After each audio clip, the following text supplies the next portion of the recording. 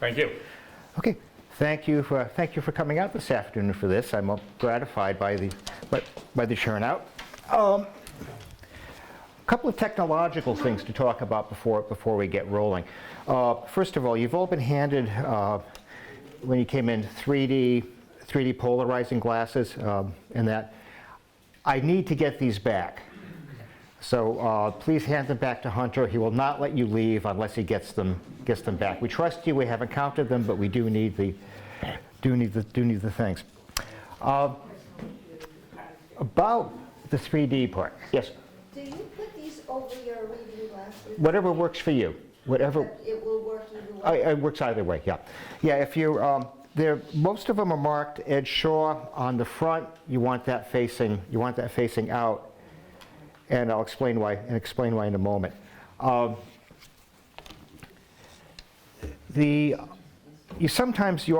often these days see 3D glasses like this, the blue and red things. These are anaglyph glasses. They do not work with the technology we're using right here. What we're using are crossed polars. So you know the Polaroid you've had two pairs of Polaroid sunglasses, and you cross them 90 degrees, the lens go black.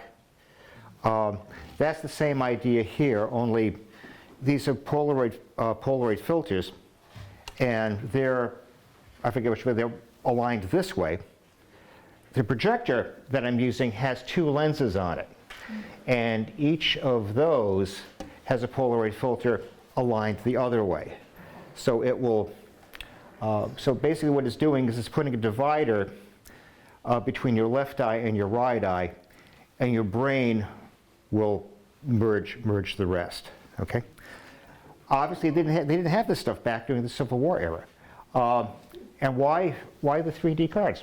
Well, basically, the initial main photographer of the Civil War was the photographic entrepreneur Matthew Brady, and Brady had some difficulty getting the major photo clubs of the day. The military wasn't interested in having those people anywhere near the emerging front lines in the beginning of the Civil War.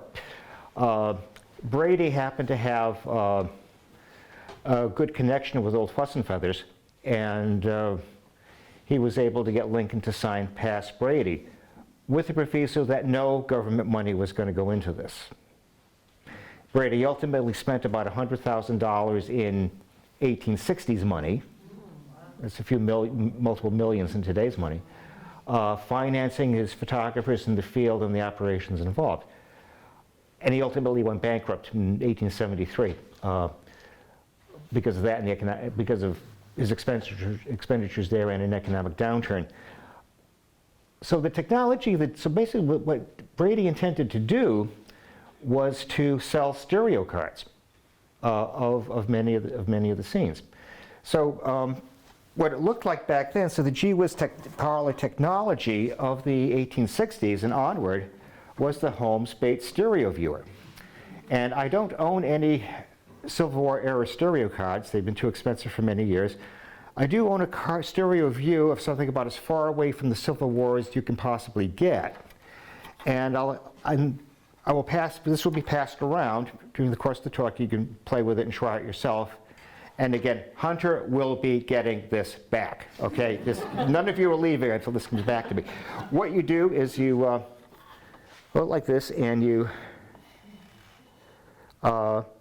move this back and forth until you focus it. And we'll just start it here because you're close, but be sure they get to see it. And just tell me what you see when you look at it.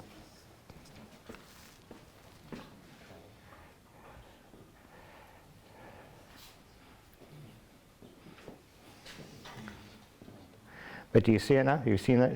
You ever see that anything like that? Actually, I'm old enough so that these used to be at my town library.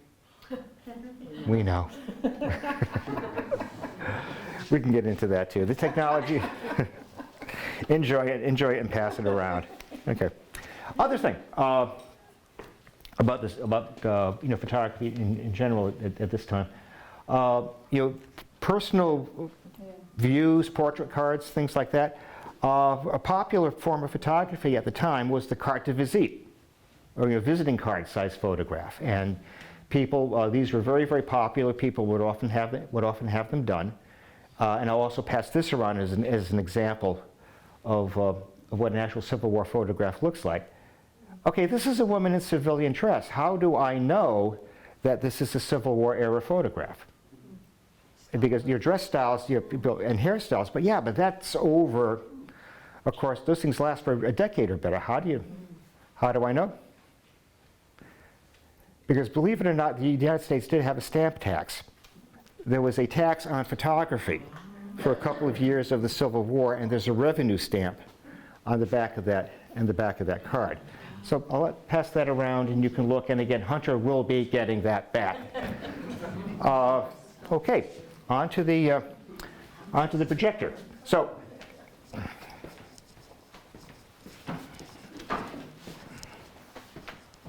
Thank you. So what we're doing here is we're combining the great parlor technology of the 1860s with the great parlor technology of the 1950s. This is a nice 3D projector, and it would have been the great thing to have back in the Eisenhower administration. So the show was put together about 25 years ago by the late great Paul Wing, and he basically photographed whatever stereo cards he could get his hands on, slide film, and then mounted them into old realist format, slides. So these slides are, Kodachrome mounted in glass, and that's what we'll be doing. So let me fire up the projector, and first we'll do this, but don't put the glasses on yet. Just see. So we get one view, and then we'll start the view from the other lens, and you see it all looks kind of mushy. Now put your glasses on and see what you see. Notice the difference?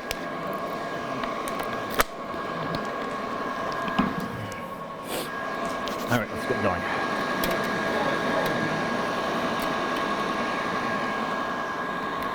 So this project was the fruit of the work of an awful lot of people.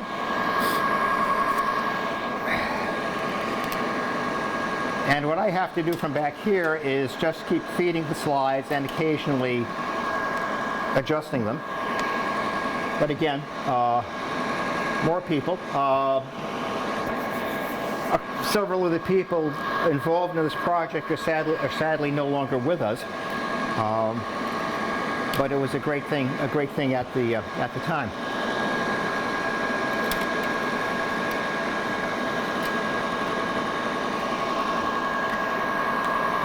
So back to the Civil War itself. A good chunk of it started right here at the confluence of the Potomac and Shenandoah rivers, if I haven't misspoken myself. Anybody want to venture a guess of what we're looking at? Harper's Ferry, okay. That was almost half the audience, thank you. I'm going to have to be careful with this crowd.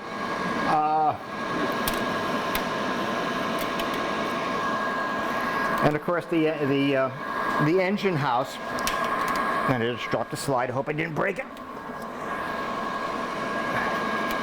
where John Brown and his compatriots were captured by a military detachment led, ironically enough, by Robert E. Lee.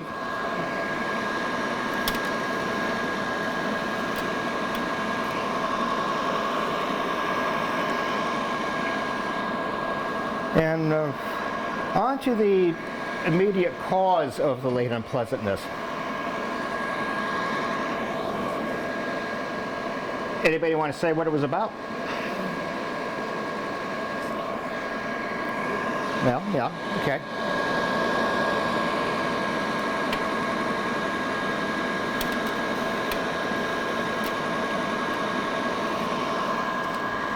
Now, this is an interesting picture here. Would anybody want to venture a guess as to what we're looking at? Well, what would you make of that? Yeah. You're right. It's in commandeered use as a Union prison. You can tell by the guards in uniform. But this is in fact the inner courtyard of the Price Birch and Company of Alexandria, Virginia, dealers and wholesalers in slaves. This gives you some idea of the conditions.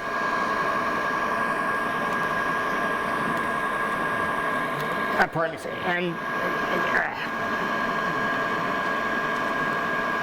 and again, this was in the upper South, you know.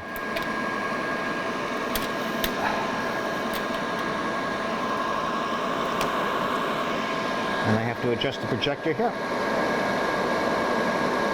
So Lincoln was elected, the South seceded, and the war came. And you know, one could argue that initially nobody felt that the war would last very long. You've got this, you know, splendid camp scene, and I'd like to point out, if you look to the right-hand side of the tent in front, and go a little bit back, there'll be somebody in a top hat, and that's in fact Matthew Brady. He not infrequently appeared in the pictures that his company produced, at least earlier on in the war. Brady was largely non-active by 1865. But it's all spiffy, it's clean, it's neat, it's wonderful.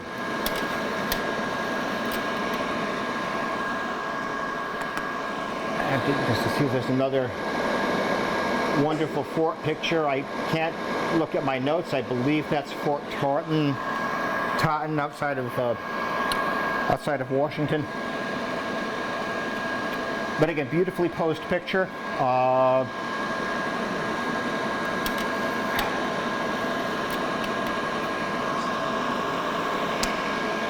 What about if you're starting to move down to the front? Well, here's a camp scene. You know, the troops are making applause, riding back home, mending uniforms and such. And of course, color photography did not exist back then. So what you'll find, and these are available at an extra charge, were hand-colored prints. In some cases, even hand-colored slides. The quality of the color varies considerably. And from the artists in the crowd may note that the slide's the picture's not entirely colored. There's an interesting selective use of color in that.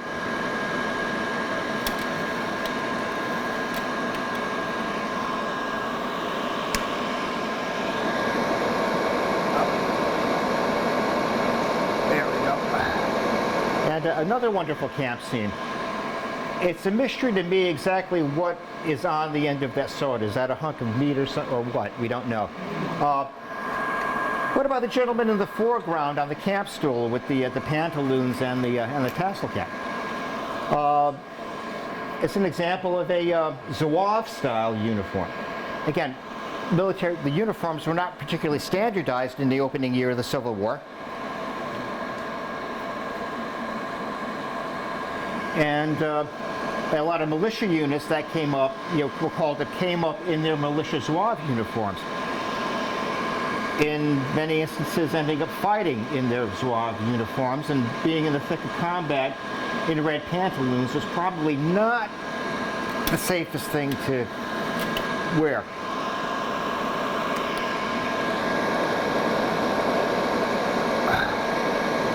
But provisioning, when it worked well, could work very, very well. This is a post, shot in the quartermaster.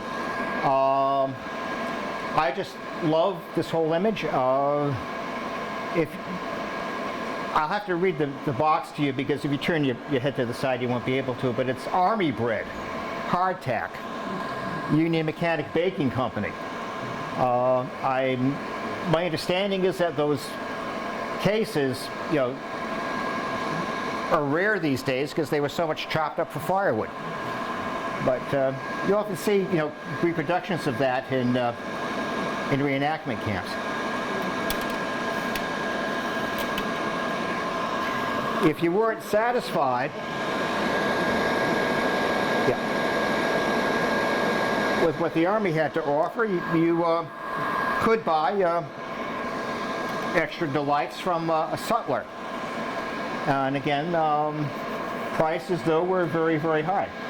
You only, I think a private only get paid about $13 a month, and that didn't go very far with the prices that sutlers charged.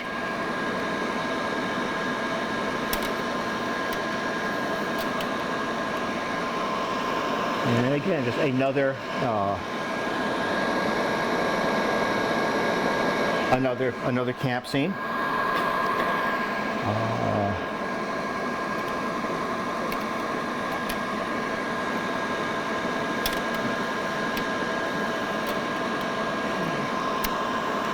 And a camp like that, would likely have had troops on picket duty. They didn't get into to go for dinner. There they are cooking their rations out in the field.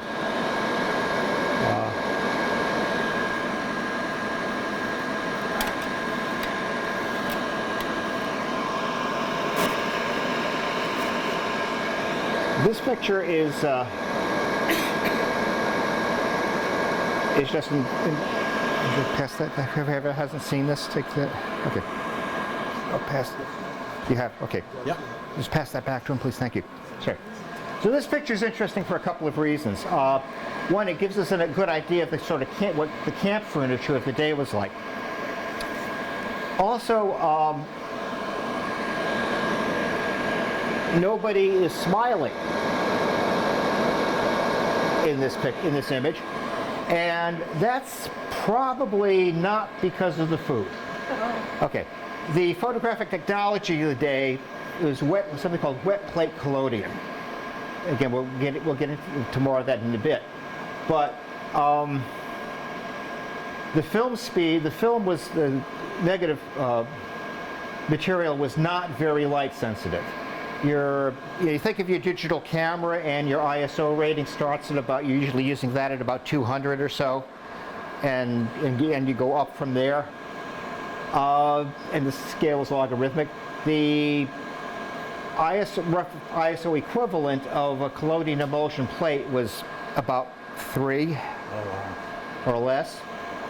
So only a professional model can hold a smile for more than a few seconds, and many of these exposures, even outside, were tens of seconds long. So that's why, that's really why you almost never see pictures of people smiling.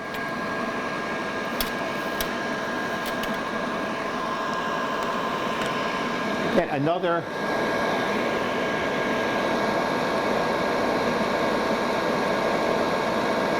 interesting, I just have to keep it just another very interesting camp view. And you notice the Afro-American gentleman on the ground is far too smart to hold up a full pot of coffee for the time of the exposure. He's got that on the ground. Was he a regular Army member serving an integrated unit? Heck no. He's more likely to be a contraband. As the Union Army moved through areas, slaves escaped. They took their freedom however they could find it, usually by trying to get behind U.S. Army lines. Wait a second here. What's the legal status of that? That's something that General Benjamin Butler, having been a lawyer, figured out very, very quickly. Okay, the South calls them property. They're contraband. They're seized property, technically. Which is where the name contraband came from. A lot of them would basically get jobs working for soldiers or officers. And this is what I think I'm seeing here. The other thing to note is you notice how the dungarees that the guy sitting on the ground is wearing, how much the pant legs are rolled up. That's Union uniforms only came in a limited number of sizes. The individual soldier was responsible for getting them tailored to fit out of his $13 a month pay. The shoes on the guy sitting to the right of the picture were sort of the Civil War equivalent of sneakers.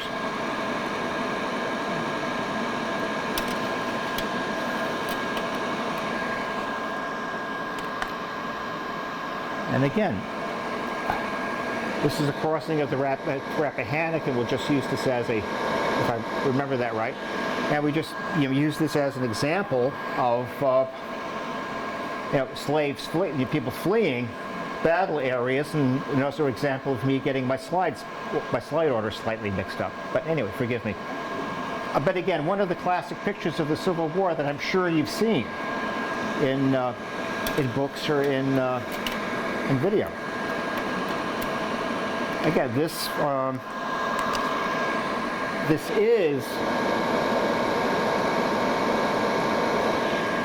a classic picture of contrabands. They're wearing pieces of Union Army uniforms, and they're basically working around the camp.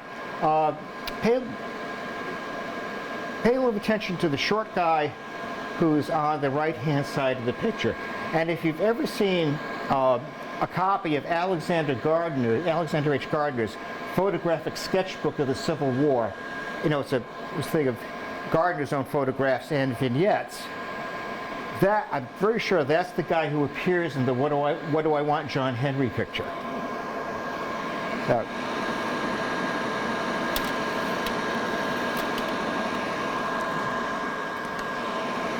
heading back to more formal photography and a bit closer to Washington. Okay, you notice the top hat again? Mm-hmm. That's Matthew Brady. Mm-hmm. Now this is General Henselman and staff, Army High Society, as it were, I would believe. Where they are is interesting because that is Robert E. Lee's former mansion. It was seized by the Union during the Civil War. It became the nucleus of Arlington National Cemetery.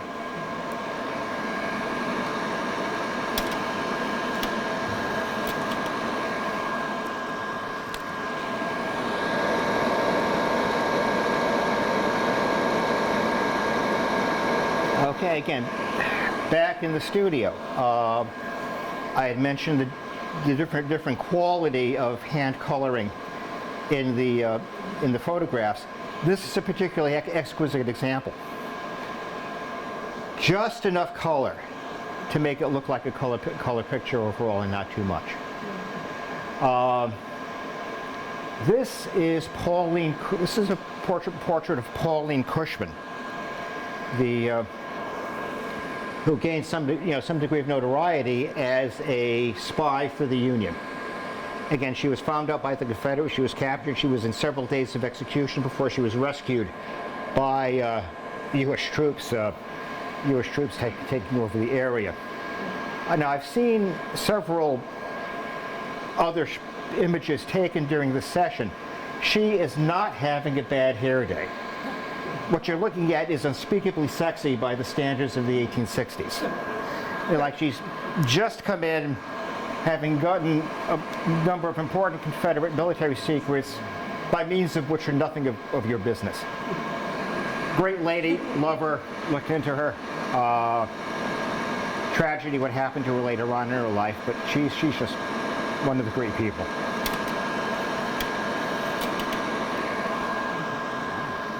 Again, I'm sure you recognize him. Ulysses S. Grant, Mrs. Grant, and Tad, I think. I'm not sure. Grant tried to have his family with him when he could. It wasn't always possible, and it's often said Grant got very depressed when his wife wasn't around. But again, a very interestingly composed picture. 3D or not, the photographer's use of the background, the difference in the background colors and that. Whoever shot this, and I'm showing you the work of probably a half a dozen photographers, whoever shot this really, really knew what he was doing.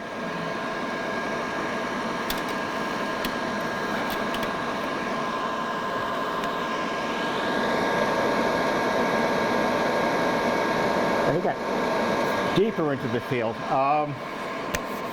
3 miscellaneous generals.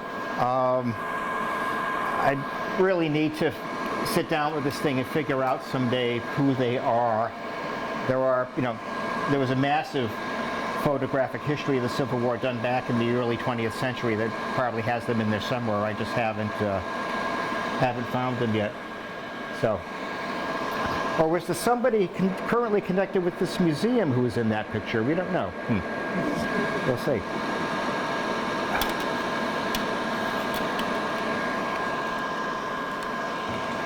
And again, one of just this boy and his dog picture is just wonderful and enchanting, and it's fairly high ranking. It's, does he look vaguely familiar to anybody? Yep. Well, let's find out. Yep. There's him in the studio. George Armstrong Custer, one of the, if not the youngest general in the Civil War. Anchorman in his class at West Point. Does anybody know what that means? Yeah, bottom of the class. But he could ride. He could lead.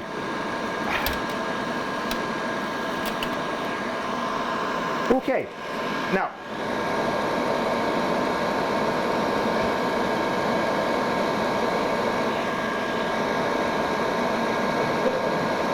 photography back in the 1860s was largely based around what's called wet plate collodion. So the photographer had to clean off a glass plate, pour a collodion solution on it.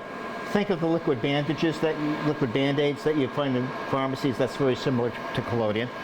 And then in darkness, or at least under a red filter, a red glass, you would have to pour silver nitrate sensitizing solution on it. Let that settle a little bit.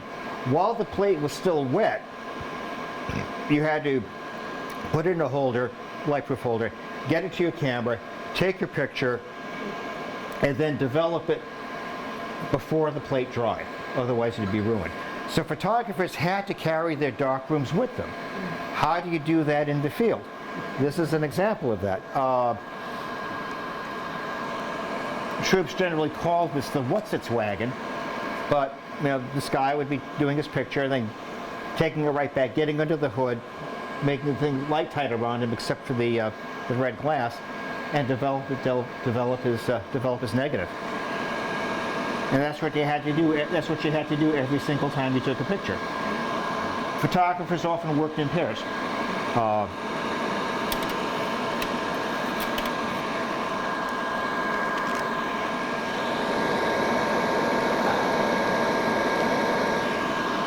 I happen to like boats quite a bit, so let's talk a little bit about Civil War boats. A riverboat gunboat. Again, doesn't look like it's too heavily modified from what it may have been originally if it was a modified ship. Side wheel thing with cannon on it. Okay, that looks fairly normal.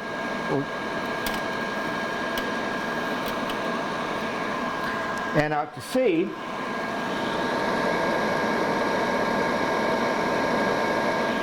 it's an image of the quarter deck of the USS Pawnee. Again, the Union fleet had to be very, very active in attempting to blockade the southern ports, which they did rather successfully.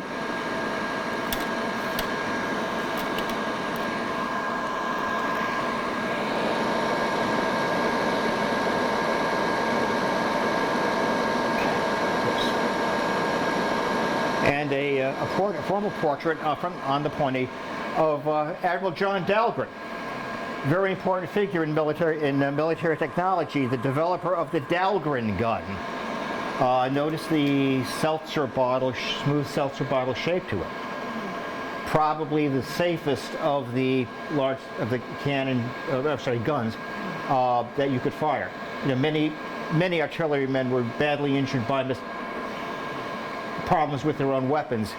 You didn't want something to blow up in your face on a ship.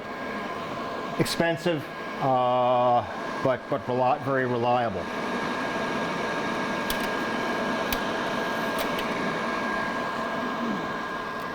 How do you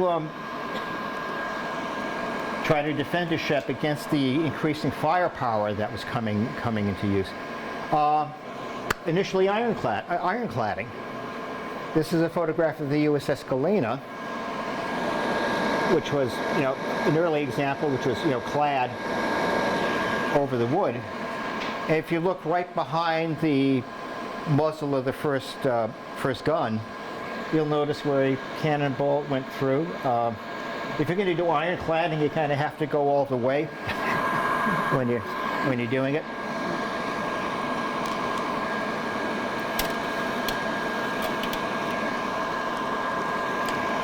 It's an interesting time. This, I believe, is a image of a Confederate ship.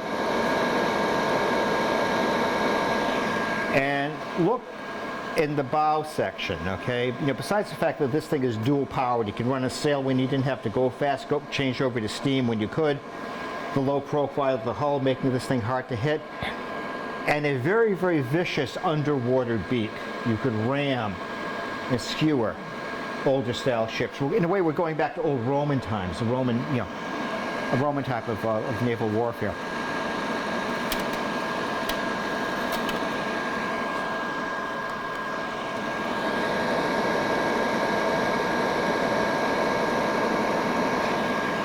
This is an unusually interesting photograph. Okay, again, Union Shipyard. The two decks that you see in the foreground are from two Monitor class ships. The ship that's the main subject of the picture is a captured Confederate ship that was used to try to break through the blockades. It was a semi-submersible. When this thing was loaded and underway, only about a foot or so of the hull would be showing. Again, the Confederacy had to go through very great lengths to try to get supplies through the Union blockade as it grew tighter and tighter and tighter. But it's a remarkable piece of technology, a semi-submersible.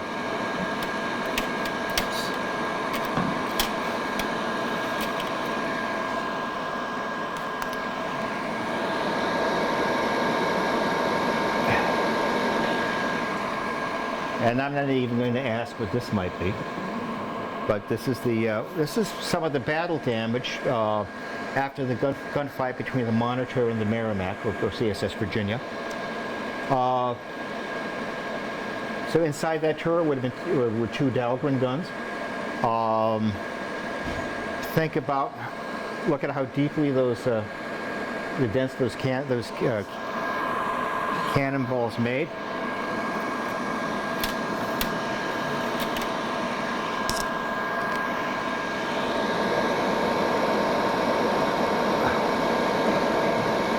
Again, think of how deeply those cannonballs canted. Look at the thickness of that plating. That's all, 1 inch or better sheets riveted together. Tankers would know that you wouldn't have had to have a cannonball penetrate if it had hit with enough force that the interior plating would spall, the fragment. You'd kill everybody in the turret. Imagine the noise that was in that during that battle. Imagine the 120 or better degree temperature down in the engine room of the Monitor.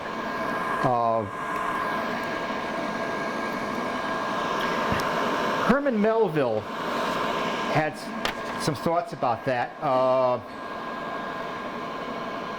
Hail to victory without the goal of glory. Hail to victory without the God of glory. Zeal that needs no fans or banners. Plain mechanic power plied cogently in war, now placed where war belongs, among the trades and the artisans. Are you seeing the major change.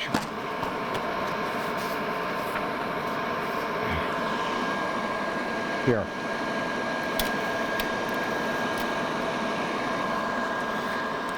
And again, this is a photograph that is a compositional mess in 2D, in 3D. It's utterly spectacular. The CSS Teaser, the escort ship to the CSS Virginia, they didn't quite manage to sink it. The crew, I understand, ran this thing aground and got away. It's just a spectacular 3D image. Oh, yeah.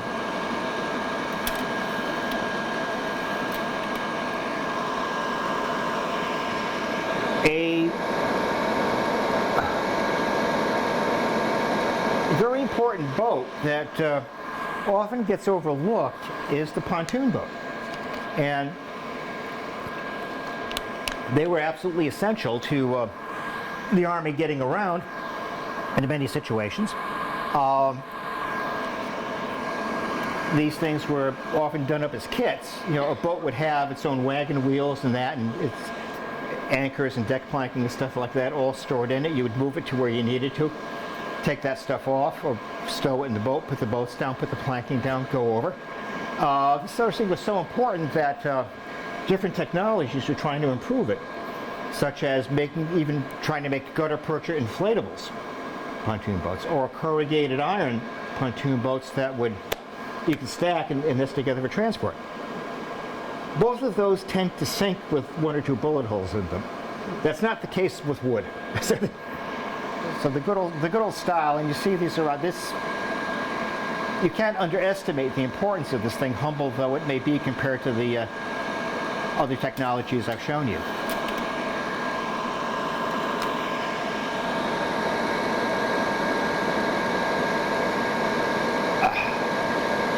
And again, some more of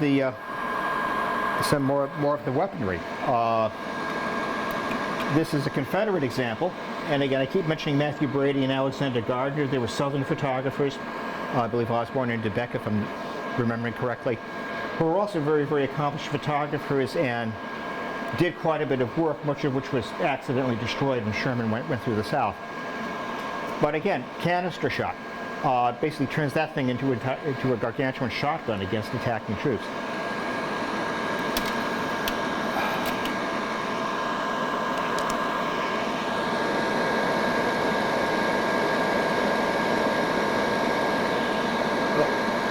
And again, very heavy mortars that would be used in siege operations.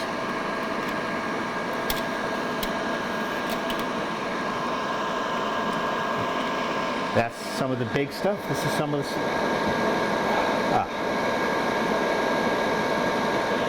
the lighter stuff.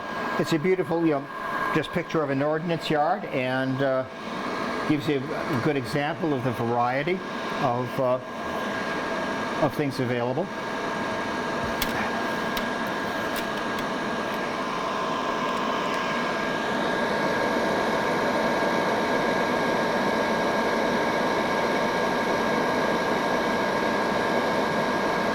Okay, does everybody see that okay? Okay, now this picture does have a title, Waiting for the Attack. Let me just get that a little bit better. If you're seeing the muzzle of the cannon sticking out at you, that's the Creature from the Black Lagoon effect, and that's an effect of how closely the stereo slides were placed to each other. That's adjustable. Years ago, I was talking here about this picture, and then somebody pointed out that if you look at the caisson, in just a little bit to the back, there's a coffee cup sitting on it. And we had seen the guy with the coffee pot before. The Union Army ran on caffeine. Okay. I'm told the Army standard for coffee was black and strong enough to float an axe blade.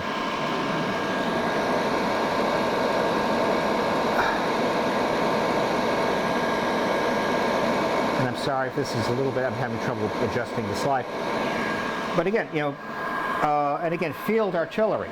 The crews around smaller cannon that could be moved fairly quickly as battlefield conditions developed. And I'm sure you're all familiar with the story of the Gettysburg gun. I don't need to repeat that here, but if you're not, we can talk about that after the talk.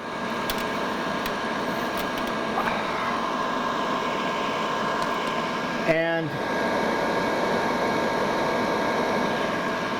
in the smoke and confusion of a battlefield, if you happen to be in a column that's marching into the field of artillery fire, this is a very, very famous photograph, the sunken road at Antietam. Yep. Have you ever seen it in 3D? You have? Okay, now you have.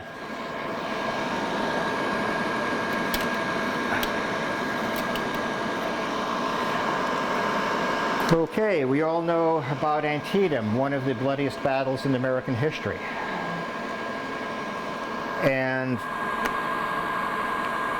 Lee, however, was not finished off.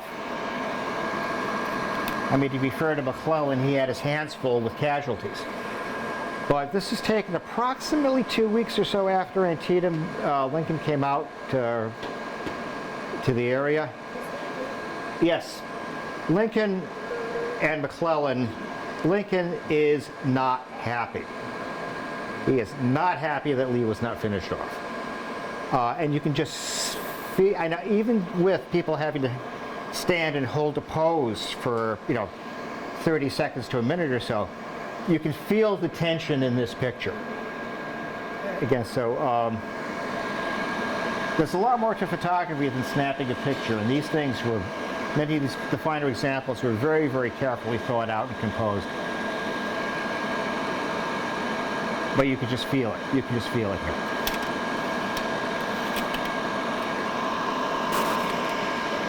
Well, what did you have to deal with in the aftermath of Antietam, and many other battles? Okay, you're injured. You're on the field. If you're lucky, quote unquote, you may get picked up by a medical orderly unit and get transported to a field hospital. Again, notice the Zouave uniforms.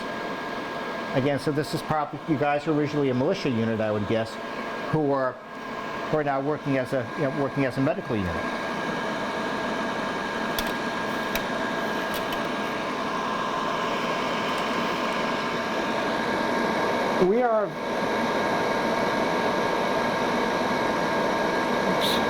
We've been assured that this is a staged amputation. But again, the state of medicine at the time, if you're shot in the abdomen, there's very little they could do for you. If you're shot in the arms or the legs, the best way to ensure that you lived was to amputate within a day or so before infections set in. Again, the new mini slug rifles and that, they'd shatter bone when they went in. There was anesthetic available at the time, as long as supplies of that held out. But amputation was the standard procedure. Again, the Zouave uniform and that.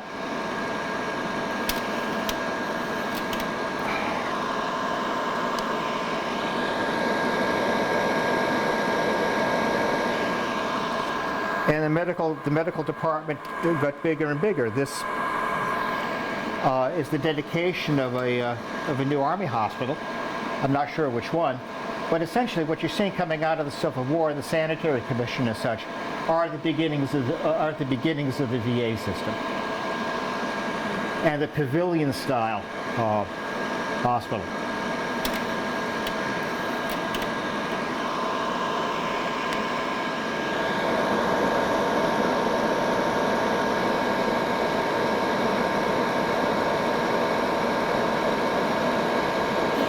And originally the Army thought that the less wounded soldiers in hospital would take care of the more wounded ones. They needed nurses, and they needed nurses badly. So, again, the not as critically wounded but still pretty badly hurt people, taking some air.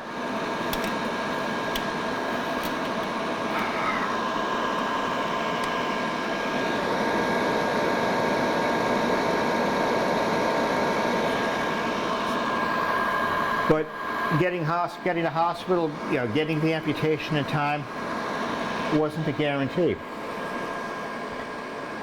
This is a hospital cemetery. Infection took its toll. Yeah. I'm not sure. They may just be headboards at this point. I really don't know. But these are all fresh graves. And again, I don't know if this was intended to be permanent, that people be moved on later. I simply don't know. Yeah.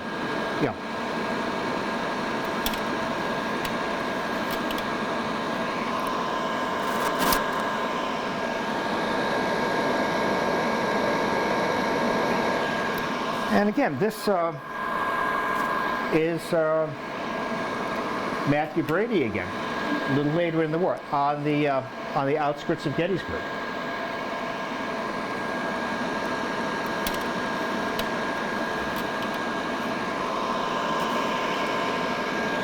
And one of the iconic images of the Civil War, the title to it is "All Over Now." Again, that soldier wasn't that fat in real life. He's been dead for a day or two or three. The body is starting to gas out and bloat. Somebody may have already taken his wallet. May never know who this guy is. The photographer went to a great deal of trouble to get a very, very low angle so you would not see the man's face. The damned anonymity of death in combat.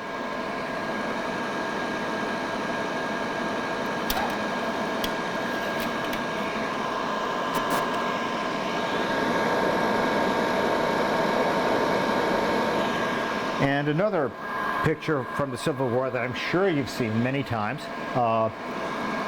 Confederate prisoners taken at Gettysburg, and they'll be shipped off somewhere, I don't know where, possibly Elmira. You notice something about the picture? Nobody's looking at the camera. They're still defiant. Beaten but unbowed.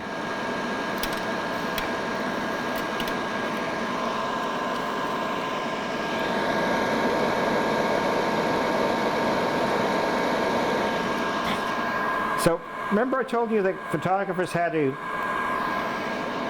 pour a plate, shoot it while wet, develop it while wet. This is part of a four or five picture series called Grant's Council of War. And so the two photographers who were doing this were up in a church tower, and they were working as fast as they could to try to get a action sequence going. So here, and I only have two of the pictures to show you, but there's Grant looking over some maps,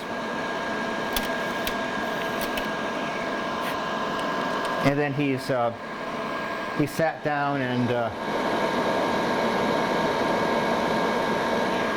His arms folded, and I'm not sure if he's smoking or not. I forget, and I'm not looking at this in stereo because I'm aligning the slides. But you'll find this in books. You'll find other pictures in this series of books. It's worth looking up to see what it was like. But this is an early example of trying to work very, very quickly to get a series of images.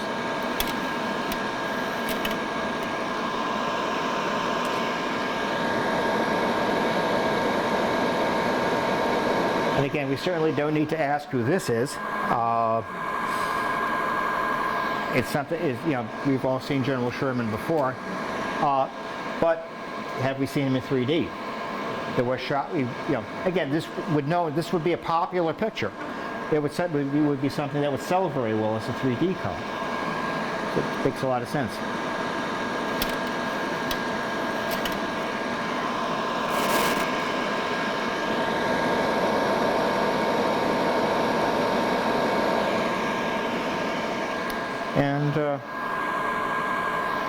believe that's, if I remember correctly, this should be Atlanta, the rail yard. What's odd about that? No tracks, right? Where did the tracks go? Where did the tracks go? Well, they went into making Sherman's bow ties.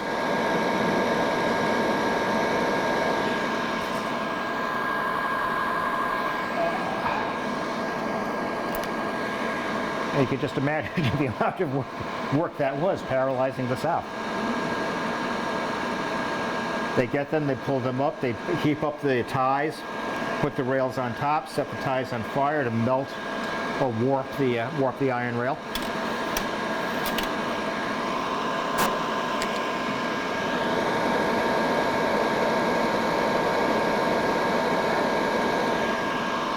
And a southern photograph, stereograph before the disaster befell. I believe that's Charleston, South Carolina, the Vulcan Iron Works. I just love that sign. What's that floating in the street? Yeah.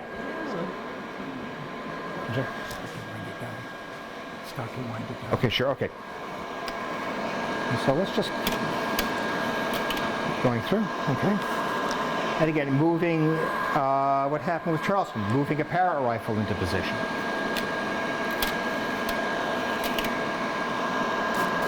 And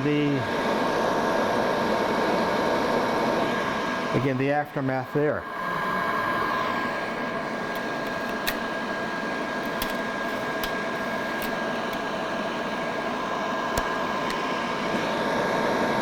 And the sieges are going to continue as the war moved north.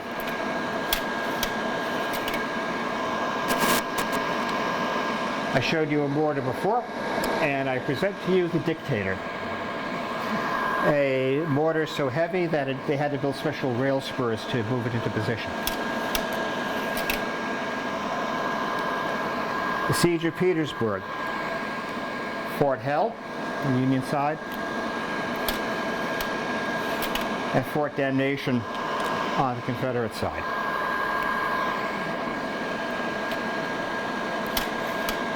And let's just go through. Photographs of slain soldiers were taken frequently and were a sadly common thing. Again, you'll see these, you've seen some of these in books.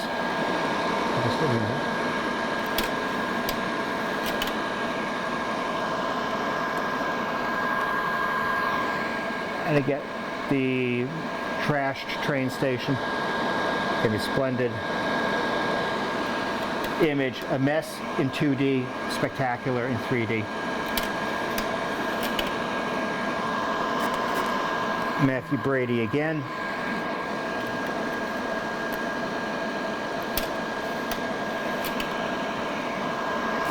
Taking it back to where one of the places it started, Fort Sumter, and this is Union damage to Fort Sumter during the war.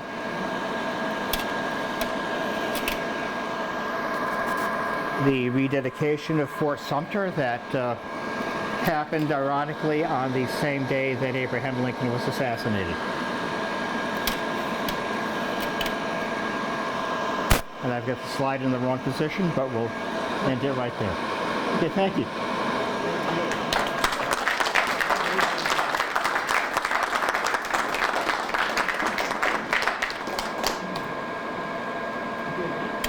Fantastic. Thank you very much, Sean, for your presentation. Okay. I think everybody enjoyed it.